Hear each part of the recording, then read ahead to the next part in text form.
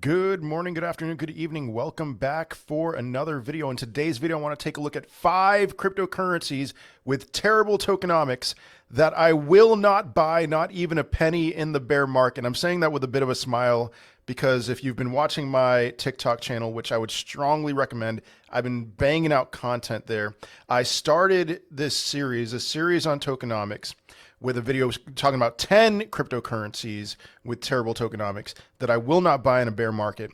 And I have a little bit more of an opportunity on YouTube to just kind of add some nuance, some details to this, because are these on my blacklist? Are these cryptocurrencies just cryptocurrencies for the next bull run I absolutely will not buy? No, but TikTok shorter videos, the ones that seem to perform the best are like the 2-minute videos. Not, I can go up to 10 minutes, but those don't perform very well. So I just have to be kind of lightning bolt quick with my videos.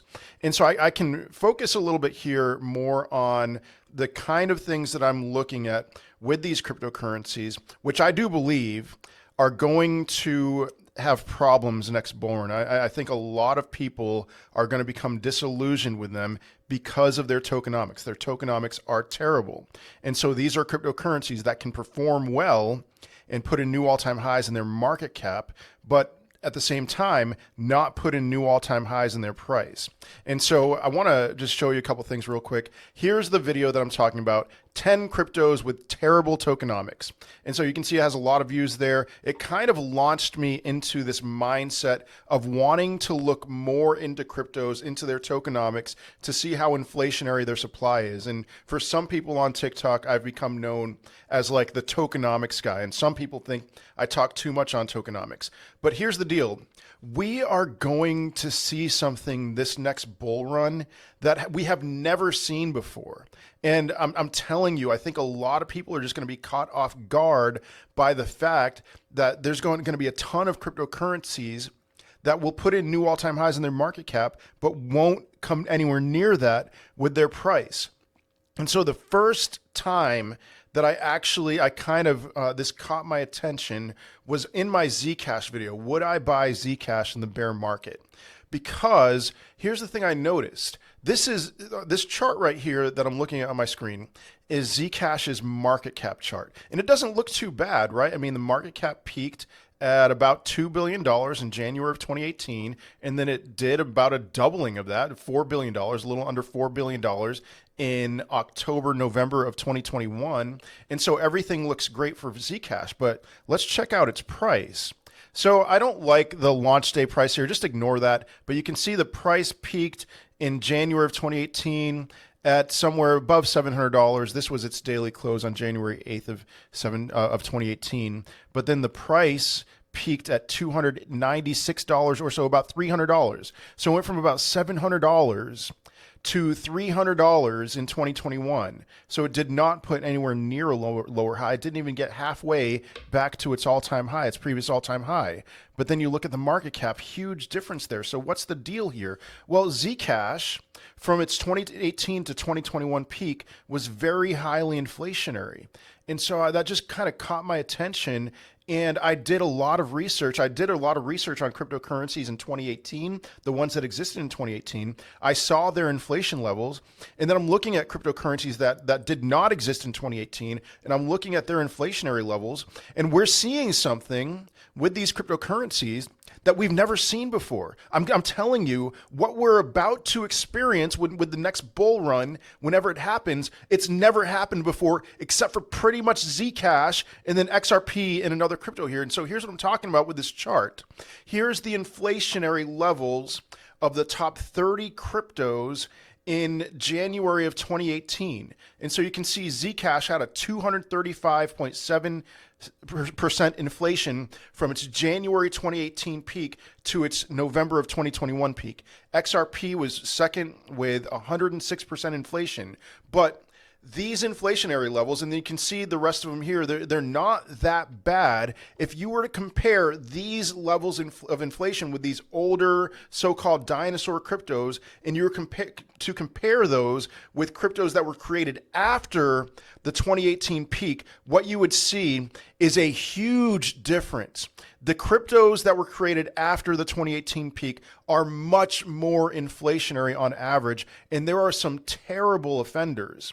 And so that is what prompted me to make that video, to put people on notice. Here's the first 10 cryptocurrencies that I looked at. Now I'm going to cover 5 of those in this video, starting with Avalanche. And the reason why, the video would be too long, but I do want to focus not just what I focused on that in that TikTok video, the 10 cryptos with terrible tokenomics, was its past level of inflation. But, here's the deal. There's a lot of money to be made in the retrace. And so Avalanche and all these other cryptocurrencies may not put in new all-time highs, but if their levels of inflation are pretty much maxed out, like Internet Computer is one of the 10 in that video. I'm not going to cover it in this video, but I'll talk about it in the next video. Internet Computer has been terrible with their levels of inflation, but their supply is pretty much maxed out. So I have a lot of confidence in Internet Computer that can still do tremendous damage, could do a huge run in the next bull run, not come anywhere close to putting in a new all-time high, but still doing like a 20 or 30x. But if these cryptocurrencies that we're looking at are going to continue to be inflationary, that's a problem. And that's a problem that I want to look at. That's what I couldn't cover in that TikTok video that I can cover in this video. So if you haven't, smash up the like button, subscribe to the channel. I'm providing a lot of really good content right here. So let's get started with Avalanche. I made a mistake with Avalanche in the video. I'm going to fully admit it. So Avalanche peaked at $144 on November 22nd, 2021. It's down 93% from its all-time high. So there's a lot of potential with Avalanche to make money on the retrace. It just depends on its level of inflation from where it is now to moving forward. And so we can see, all right, November 22nd, remember that date. So November 22nd, 2021, Avalanche had a supply of 223 million, a little under 224 million. Right now, its circulating supply is 354 million. Not as bad as I originally stressed in that video. The supply has done a 7x in the last 4 years. Now, that is going to have an effect on Avalanche over the next bull run, because there's people who got these vesting releases who just didn't sell. They didn't sell their supply when Avalanche peaked, and they became bag holders. And so they're waiting, along with the rest of the Avalanche holders, the retail investors, for Avalanche to peak again so that they can take their profits. So there's a lot of inflationary pressure here, but it's not as bad as I initially thought. It's not a 7x from its peak in 2021. It's more like 50, 60%, something like that, which is still bad. I mean, look at this chart. Again, that's pretty bad. But okay, 60%. So what's Avalanche going to look like around the time that the peak of the next bull run comes? Well, that's a tough question, because there's differing opinions as to when the next bull run is going to peak. Most people think 2025. And I personally think that because of how terrible things look economically right now, I would push it back a little bit, maybe about a year. I just want to see how things play out. I think things can get pretty ugly in 2024 into 2025. We'll see. I hope it's 2025. But all right, Avalanche tokenomics moving forward. I mean, we've got to look at their allocation. We've got to look at how much of the supply the team has, because, HBAR has kind of a double whammy here with their supply. The team, the foundation, the backers, they have a ton of the supply. That's a problem. That's problem number 2 that I couldn't cover in that initial TikTok video. So the fact that Avalanche is not terrible, okay? It's not terrible with the team allocation. But looking at their vesting releases here, all right, it doesn't look great. Okay, so let's just say the bull run peaks in October of 2025. Every 4 years in the fall or winter, October 2025, we're at something like 550 million supply in circulation. So 550 million, we're currently at 354 million. This supply will increase another 60% by the time that most cryptos would peak. Maybe if it's in the spring of 2025, something like that, we'll see. but between 500 and 550 million. So this is a cryptocurrency, unfortunately, that is going to have increased inflationary pressure with it. And that's a problem. That is a huge problem with Avalanche, because what a lot of people are expecting is perhaps I've seen people with large followings on Twitter saying that they think Avalanche is going to put in new all-time highs, that Avalanche at $9 or under $9 looks very like a good buy right now. I don't think so, especially if 2024 is bad. We're just going to see Avalanche continue to bleed because of that inflationary pressure. And then I don't think Avalanche is going to go anywhere near its all-time high. I just don't. I'm sorry. I mean, I don't have a ton of confidence in Avalanche as a layer one in any way, but the thing that I'm looking at, I'm looking at that Zcash price chart. It's very similar to Zcash's tokenomics. So Zcash, $700, $300 peak. If Avalanche did something like that, then we're looking at maybe a $50, $60 Avalanche. And, if people are expecting this cryptocurrency to put in a new all-time high, and it only goes to $50 or $60, that's a 5-6x. That's fantastic. Not necessarily in crypto terms, but everyone should be happy with a 5 or 6x. But if you're expecting this to go to $200 or $300, you're not going to sell it $50, $60. So you're going to be a bag holder again. This is just one. If you're going to buy Avalanche, sell aggressively quickly. Okay. And all right, enough on Avalanche. I have 4 more. That's, we've been talking for a while here. That's why I'm not doing 5 or I'm not doing 10 like I did in that TikTok video. We have a lot more to talk about here. So there's their supply schedule again. Unfortunately, I couldn't find supply charts like this. This is really clean and easy to understand. I couldn't find that for all of them, but Uniswap. Okay, so Uniswap is another one. Peaked in May 3rd of 2021. It's now down 90.91% from its all-time high. So Uniswap's chart is kind of weird. All right, its supply is from September 14th of 2020. It's almost 7x from September 14th of 2020, but that's not when it's peaked. But same thing I said with Avalanche, that's a problem with Uniswap. But all right, the day that it peaked in 2021, its supply was about 519 million. So right now it's 753 million. That's another 50% or so, a little under 50% increase. So what do we got with Uniswap as far as their supply? Well, it's not as bad of news. So their max supply is 1 billion. That's actually, never mind. That is kind of bad news. That's another 33.333% increase from today's supply. And they're going to peak. They're going to be maxed out sometime around September 1st of 2024. So this is another one. Just looking at the price chart, the all-time price chart here, I'm not expecting Uniswap to put in a new all-time high. If it did put in a new all-time high, it would have to, well, all right, it's possible with Uniswap. The price would have to, the market cap would have to double with Uniswap for the price to do a double peak. So it is possible. I do want to admit that it is possible. And so from there to an all-time high, it's a 10x. But again, look at this chart right here. Where's the spreadsheet? The chart, that is almost 100%. We're in XRP territory here. It's a gamble.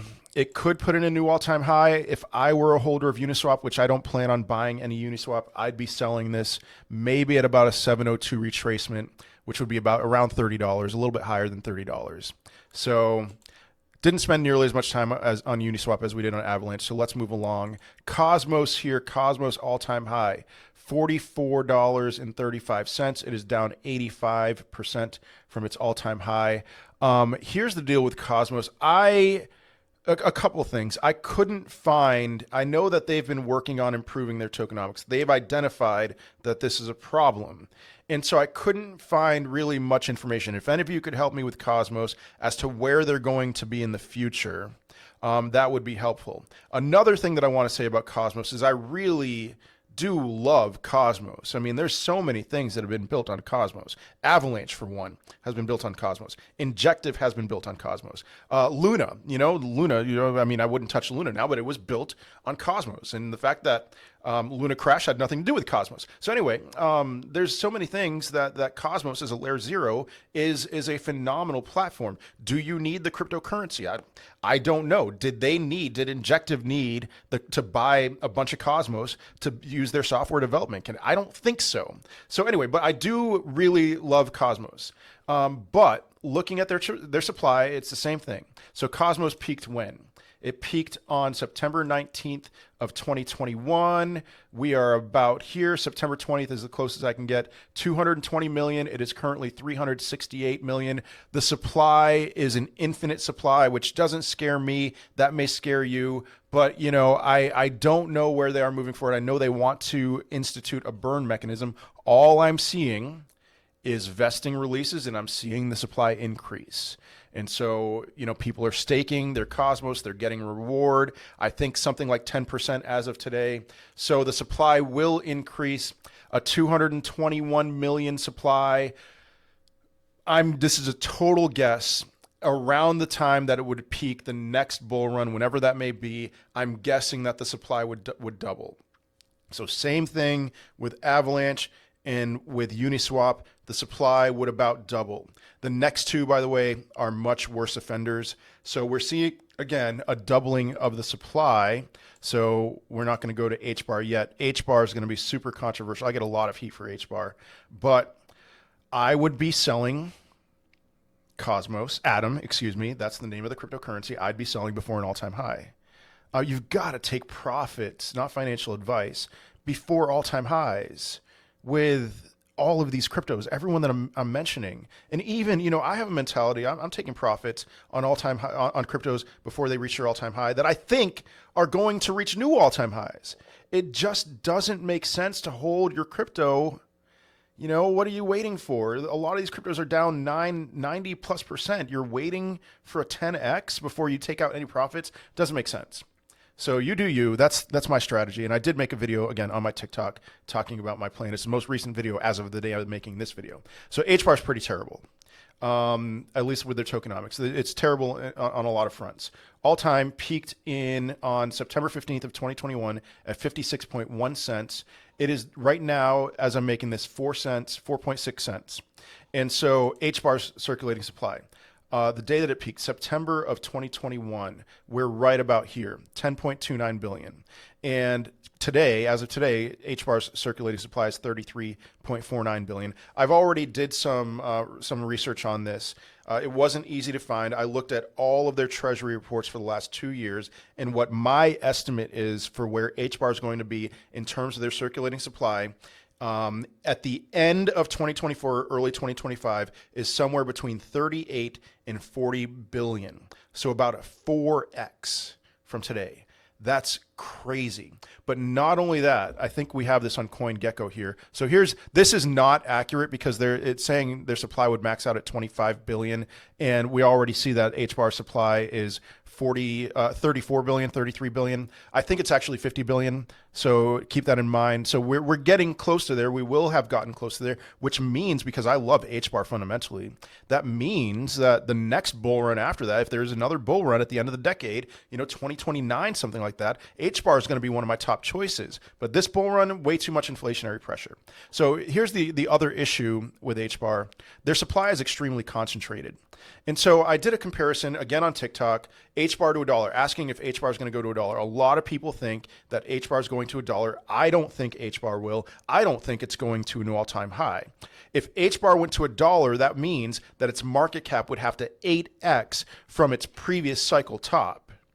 And the only cryptocurrency that did that in 2021 that existed in 2018 was Dogecoin. So HBAR is going to do something similar to Dogecoin, right?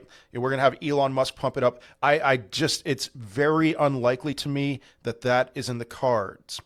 But the team here, and this is another reason why, the team, the founders, the Swirls, I don't know what Swirls is, but that's a part of the team, ecosystem development, SaaS purchase agreements, employees, all of that. That's all HBAR, corporate HBAR.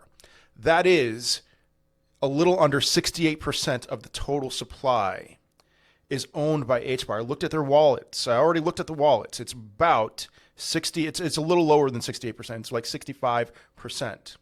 And so what does that mean? I mean, listen, I know this is a long video, but I hope that I'm being helpful here.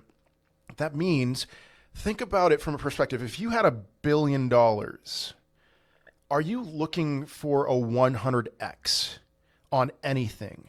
I mean, really, if you got something, if you invested in something and you got a 20x on that investment, that's 200, not 20x, 20% gain, excuse me. 20% gain on $1 billion, holding $1 billion is $200 million. It's like you would be crazy to not cash out of a $200 million gain. Just cash it all out. I would do that if I had $1 billion. I don't care where the crypto market's supposed to go. And so you have with HBAR all these large wallet holders that have a lot of HBAR that will be worth well over $1 billion. Well, maybe not over $1 billion. I'm trying to think, because HBAR's market cap right now is $1.56 billion. But it's going to be worth hundreds of millions of dollars. And they are trying, the way that HBAR is making money right now is not off their transactions like Ethereum. They're making it by inflating their supply. And eventually they'll make money off their transactions. But right now, they're making money off of you, basically, off of increasing their supply. And so they're targeting the maximum amount that they will make, that they can, before they take out. And I'm sure in their heads, they're thinking like, this would be great if we could hold this beyond the all-time high. But at some point, you know, wires will get crossed. And I really believe that somebody is going to take profits at like a 618, 702 retracement. And that, you know, 618 rejection. This happened with NEO. Look at NEO's all-time chart. It had a 618 rejection. Actually, it was a 66 rejection, fib rejection. And then it dumped pretty hard. And then it bounced back up to a 702 retracement. And that was the end. That was the point where the other whales took profit. And so if HBAR did something like that again, a 618 rejection, somewhere in the upper 30s, maybe 40 cents, and then back down in the 702 retracement, that would put us around 40 cents for HBAR. I don't think HBAR is putting in a new all-time high. I think the inflationary pressure is too great. And there are people, I present all this data and they will not listen. And it's like, don't be a bag holder like some of them. I'm talking about a 10x, almost a 10x in HBAR. And I'm afraid that, you know, they're going to see the correction at 35 cents, at 40 cents. And they're going to see it go down to 20 cents or something like that. And they'd be like, you know, it's going to bounce back. It'll bounce totally. We're going to $1. HBAR is going to $1. And then before you know it, HBAR is right back down to 5 cents. That's totally in the cards. A lot of those people are going to be really disappointed, which is why, you know, if you're going to buy HBAR, just keep in mind, like, start selling at what, 15 cents, 20 cents. You can still do very well. Just don't be one of those people. All right. Now here's the worst, by far, the worst offender in this list. In my initial video of 10, there are worse offenders that I'll be covering in other videos, but Filecoin peaked at $232.71 on April 1st of 2021. That was a gnarly wick. I remember that. And now it's down 98.63%. And so this is one of those cryptocurrencies that if the tokenomics were done, like if the inflationary pressures were done, this is one that I'd be very interested in. And so as I was doing research for this video, I was thinking like, oh my goodness, please, Filecoin, could you please be done with this insane inflation?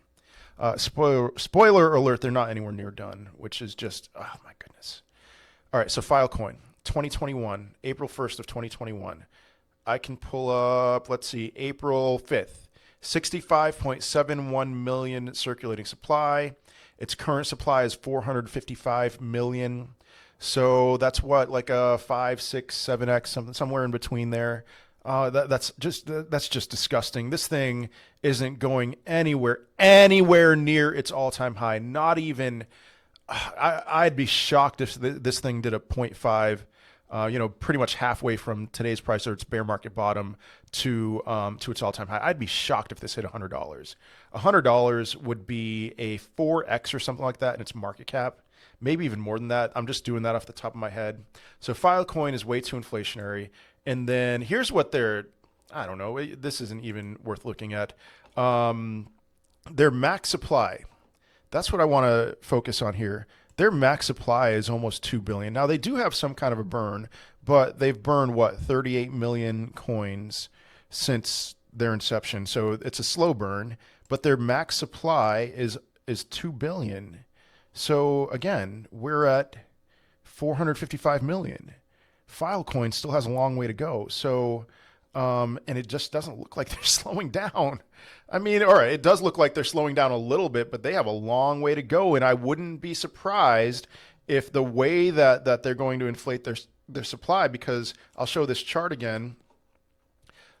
Storage mining allocation is 55%. So as people use Filecoin and as people give storage, I think is what it is.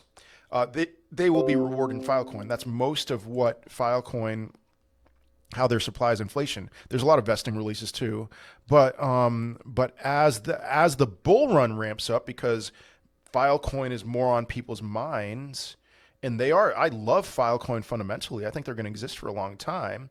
But as the bull run ramps up, more people are going to use Filecoin, so there's going to be more rewards, which means that we're going to see more of an aggressive move up in its total circulating supply. So this is one that I'm just not even going to mess around with at all. And I wish that wasn't the case. You know, fortunately, with Internet Computer, their supply has increased very rapidly, but and they're at a very attractive price right now. But it's not one that I'm even that's one, because of their vesting schedules almost being fully released, that I'm very interested in. Fortunately, we have that. But this one, man, nothing would surprise me if this peaked at $10. I'm serious. If it peaked at $10, I mean, I'd be a little surprised if it peaked at $10, but I would be surprised if this went above $50. You never know with bull runs, but I don't know, man. I don't know. So what else do we have here? Oh, that's my Google Drive. Okay. I think that's everything. And I hope that this has been helpful. I'll cover the next 5 in the next video. And then there's not in the next video, but in future videos. But then, you know, you got to be careful. You've got to pay attention to circulating supply again, because we didn't see this last time around, not to anywhere near this extent. And then the ones that were super inflationary did not put in higher highs. So anyway, if you like this content, again, smash up that like button. If you have not subscribed to the channel, please do so. And I will hopefully be back. I haven't made YouTube videos primarily because I just bought a new desktop computer. I was making my videos on a laptop and I was getting tired because the videos were freezing. And so I would upload these videos to YouTube, and then by the end of it, it would freeze. And I'm like, man, I'm just going to focus on TikTok, I suppose. TikTok is more lucrative for me now than YouTube, but I hope that changes. So anyway, I hope to be back. All that to say, I hope to be back, but I hope you have a great week, great weekend, and I will see you in another video. Peace.